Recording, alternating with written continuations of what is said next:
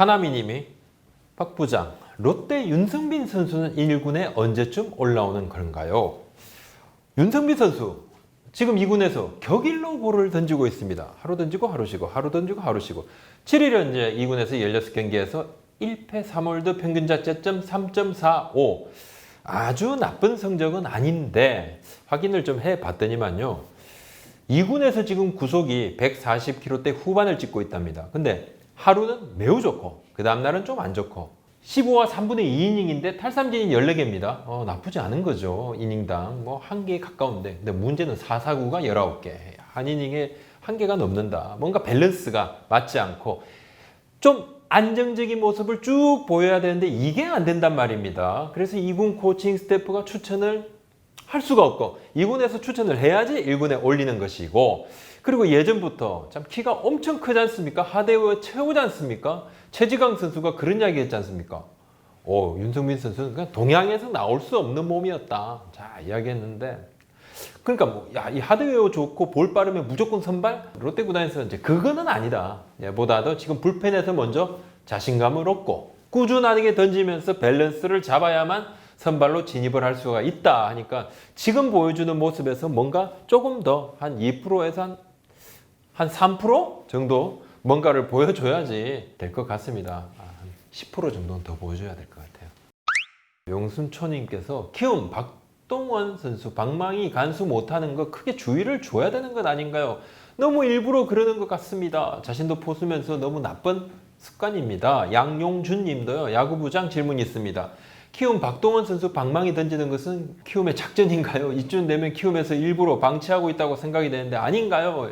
좀 화가 많이 나셨는데 지난해 이제 박동원 선수가 스윙을 하고 스윙 마지막에 팔로우스루를 길게 하다가 방망이가 뒤로 넘어가서 포수들 몇몇 머리를 강타하는 것이 문제가 됐습니다. 자, 그래서 박동원 선수가 수정을 했죠. 아예 타석에서 배트박스 앞쪽으로 투수 쪽으로 좀 더 앞쪽으로 나가서 그러니까 좀 돌려도 뒤에 걸리지 않게 했는데 이번에 7월 3일 날 KT와의 경기에서 4회 번트를 대다가 번트를 대고 방망이를 포수 허두한 선수한테 이렇게 약간 던지는 그런 모습이 있었어요. 그러니까 몸쪽으로 공이 날라오니까 저 번트를 대고 탁 이렇게 했는데 고의적으로는 보이지 않았습니다만 아무래도 지난해 이 방망이 사건 때문에 좀 증폭된 것이 아닌가 생각이 들고요. 또 팬들의 성화가 좀 있었습니다. 또 한편으로는 몸쪽으로 공이 날아드니까 약간 좀 언짢은 것이었는지 결국은 이제 포수 파워플라이 아웃이 됐는데 단순 해프닝이지만 또 뭐 작년에 그러한 일이 있었으니까 팬들께서 또 눈여겨봤다.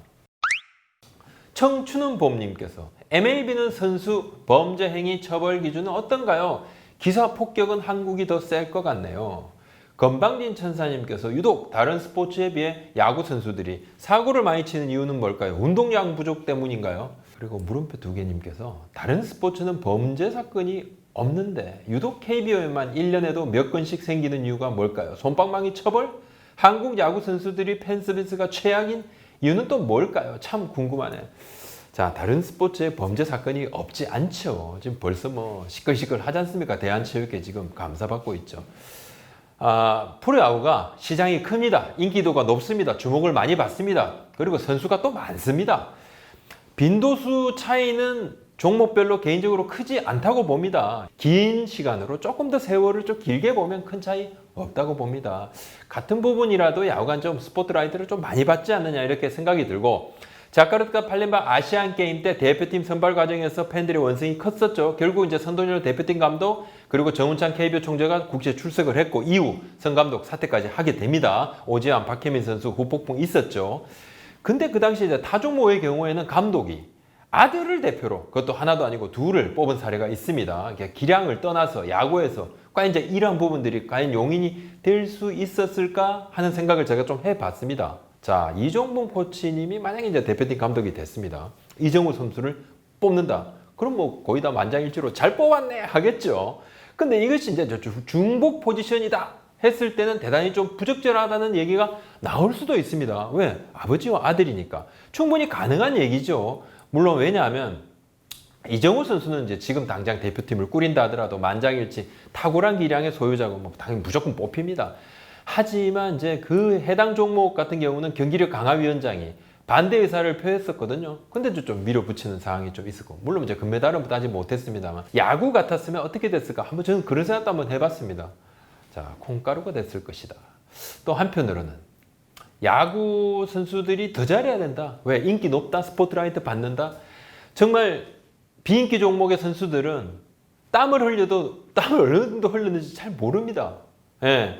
근데 뭐 야구 선수들 같은 경우는 뭐 TV 카메라 이렇게 땀인데도 눈물처럼 보일 때가 있어요. 막 눈물을 흘렸나, 글썽였나, 뭐 나중에 뭐 눈물이 아니었다 이런 이야기까지 하고 일거수일투족이 관심의 대상이 되는 것이죠. 신중을 기해야 되고 받은 이 인기를 돌려드리고 또 팬들한테 더 잘해야 된다. 자, 이번에 지금 관중들 무관중 경기 딱 해보니까 알겠지 않습니까?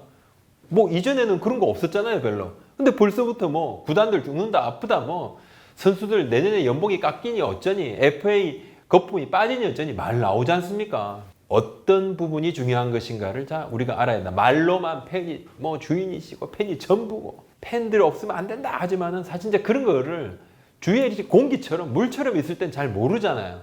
잘 모를 수 있습니다. 모르면 안 되는데도 잘 모를 수 있어요. 선수들, 일부 선수들은. 근데 자, 큰 어떤 깨달음이 있지 않았겠나 이렇게 생각이 듭니다. 정우주님께서 야구도 축구처럼 임대 개념이 있으면 좋지 않을까요? 그에 대한 생각은 어떤지 궁금합니다. 자, 이렇게 되면 팀 기록, 개인 기록 막 엉키겠죠. 축구는 이적료와 선수 몸값이 있습니다. 이 자산 개념이죠. 야구는 해외 진출 포스팅 금액 있죠. 자, 많이 낮아졌습니다만 일부 현금 트레이드 가능합니다만 선수 권리와 연봉 지급 개념이 더 강합니다. 야구는 축구하고 좀 많이 다르죠. 그리고 만약에 야구에서 포스트 시즌 탈락팀에서 팀을 만약에 꾸린다 그러면 탈락팀 5팀에서도 제일 잘하는 선수만 일부 꾸리면요 우승팀을 위협할 만한 그런 팀을 만들 수도 있습니다. 단기전에서는요 야구는 축구하고 달리 최고 투수 한 명이 딱 일단 진짜 완전 크레이지 모드로 던지잖아요. 최소한 뭐 7회, 8회까지 점수 안 줄 수도 있습니다. 자, 둥이 누나님께서 하나는 원래 못하는 팀이었으니까 그러려니 하는데 SK는 어떻게 저렇게까지 추락할 수 있는 거죠? 돌도님께서 하나는 김승근 감독 당시에 트레이드 많이 하면서 유망주를 너무 많이 보상 선수로 주면서 힘든 거 아닌가? 향후 몇 년간은 바닥에 머무를 것 같습니다. 어떻게 생각하시나요? 넘버원 박펠레님, 박종훈 전단장은 지난 3년간 6승을 어떻게 했길래 하나는 팀이 이 모양이 됐나요? SEB님께서요. 하나는 올해 대행체제로 가는 건가요? 허규범님께서도요. 하나는 수년째 유망주를 데려와도 잘 키우는 모습을 제대로 못 봤는데 이게 유망주 잘못인가요? 아니면 타팀이랑 다른 육성 시스템 때문인가요? 자연스러운 세대교체가 없다고 봅니다. 어떻게 생각하십니까?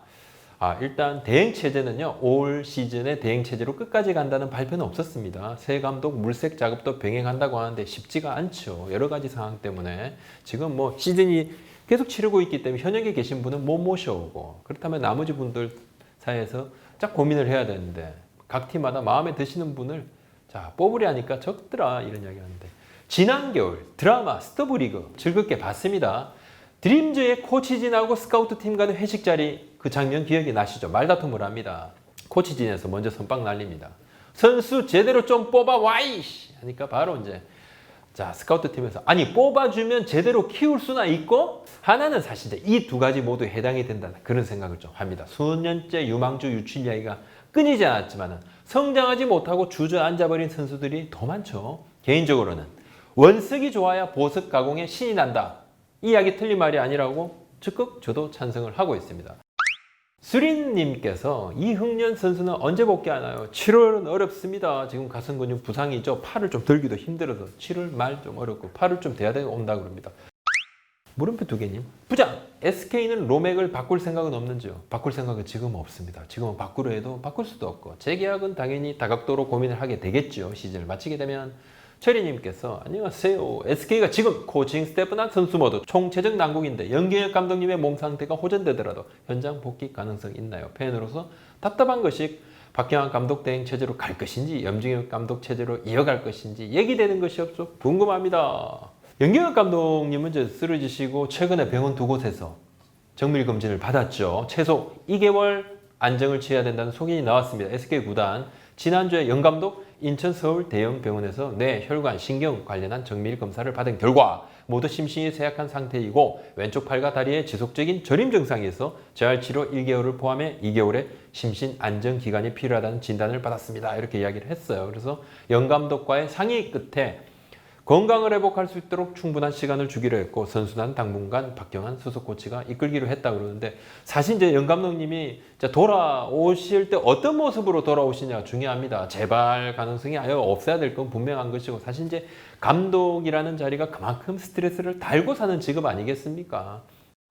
김은비님께서 안녕하세요 야구부장님, 작년에 키움 히어로즈의 김승기 선수가 좋은 모습 많이 보여줬는 것 같은데 지금은 왜 안 나오는 건지 알 수 있나 몇 분 좀 올려주셨죠 질문을. 김승기 선수 오른쪽 어깨 안 좋아서 지난달 말까지 제한 훈련에 매진을 했습니다. 자, 최근 연습 경기와 서산 하나대회 등판을 좀 했어요. 수술 안 했습니다. 5월 2주차부터 IPT 시간을 두고 텀을 해서 30m, 50m, 70m 계속 캐치볼, 불펜 피치 이렇게 이어나가는 순차적인 피칭 프로그램입니다. IPT를 시작을 해서 라이브 피칭까지 순조롭게 지금 소화를 한 상태입니다. 6월 말에 재활군에서 2군으로 합류했어요. 그래서 이제 최근에 7월 초에 실전 등판을 일단 시작을 했습니다. 좀 몇 번 2군에서 좋은 모습을 보여야지 불펜으로 합류할 것 같습니다.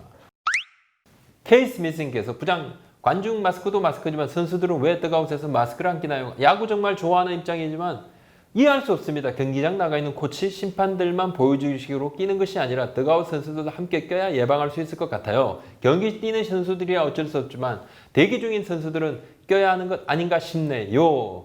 야구 오래 보고 싶은 팬의 입장에서 생각 한번 올려봅니다. 관중 입장, 사실 이제 언제부터 시작될지 알 수가 없습니다. 지금 정부 당국에서 답을 주지 않고 있는 상황입니다. KBO 구단 답답한 상황입니다. 구단 경영이 매우 어렵다는 이야기를 하고 있고 차입금으로 어떻게든 지금 마련해서 메우고 있는 상황인데 시즌 초반에 들어왔던 모기업에서 받은 금액들은 좀 상당히 좀 많이 다 쓴 상태고 관중 입장료가 없으니까 좀 어려운 상황입니다. 선수들에게 마스크 쓰라는 얘기를 계속 하고 있습니다. 접촉 자제하고 세리머니도 자제하라 이렇게 했는데 한 번씩 보니까 침 뱉는 장면이 그대로 나오기도 있고 참 습관이 안 바뀌는데 좀 안타깝습니다. 걱정도 됩니다. 심판들은 일단 지금 마스크를 쓰지 않습니다. 확인해 보니까 7월, 8월 혹쓰기에는 마스크를 벗기로 했답니다. 저도 사실 TV로 보다가 좀 놀랐습니다. 7일 경기였죠. 기아 KT전. 김준희 주심하고 윌리엄스 기아 감독이 마스크도 안 하고 서로 막 대화하더라고요. 뭐 대화가 아니라 화를 내고 막 뭐야 뭐 이렇게 이야기하고 자 그때 이제 복크 판정 관련한 이야기하는데도 뭐 그냥 마스크 없이 걱정이 좀 되긴 되더라고요. 자, 근데 통역 같은 경우는 이제 마스크를 하고 있었고 심판들의 마스크는 이제 장비를 차기 때문에 무겁고 열사병 등 다른 위험이 있어서 마스크를 벗었다고 합니다. 지금 방역 당국하고 지금 협의를 해서 이렇게 결정을 했다고 그러고 아무튼 이제 확진자가 나오면 그야말로 여러 노력들이 말짱 도루묵이 됩니다. 조심해야 돼요. 자, 일이 일단 한번 벌어지고 난 다음에 수습하는 것은 쉽지가 않다. 최홍규님, 홍삼삼 선수에 관해서 올해 괜찮은 성적 올리고 있는데 어떤 변화로 인해서 호성적 내고 있을까요? 그보가 어떤 변화를 가져가야 좀 더 선수들의 기행이 올라올까요? 홍삼삼 선수 잘해주고 있죠. 올해 기아로 트레이드 돼 와서 맹활약하고 있습니다. 10년 가까이 두산 베어스의 아픈 손가락이고 150km 속구를 던지지만 제구가 안 되고 한 다큐멘터리 채널에 나와서 공황장애가 있다 내가 결국 이제 두산도 지난해 말에 홍삼삼 선수를 보내줬죠. 근데 너무 잘합니다. 올 시즌 12경기에서 2패 3홀드 2.45 평균 자책점, 2점대 평균 자책점.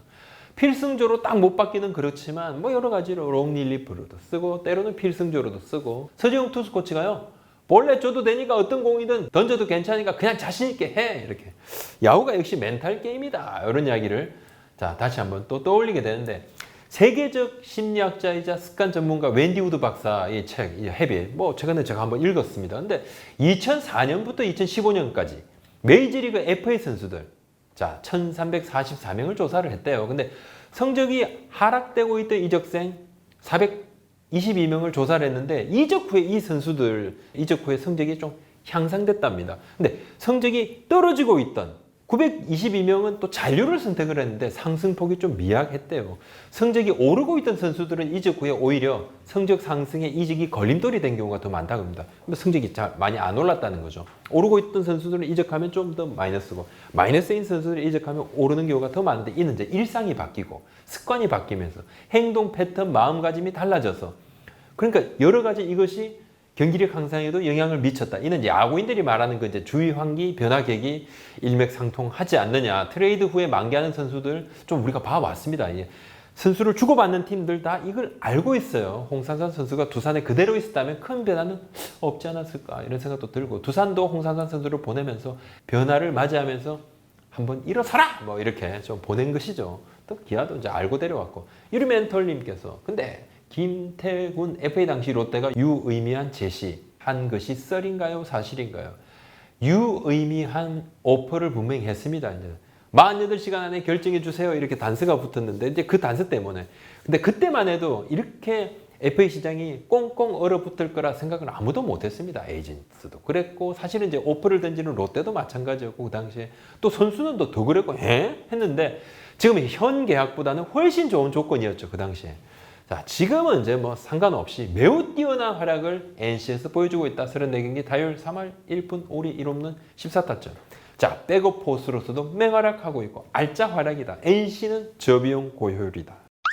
자, 오늘 말씀 여기까지 올립니다. 고맙습니다.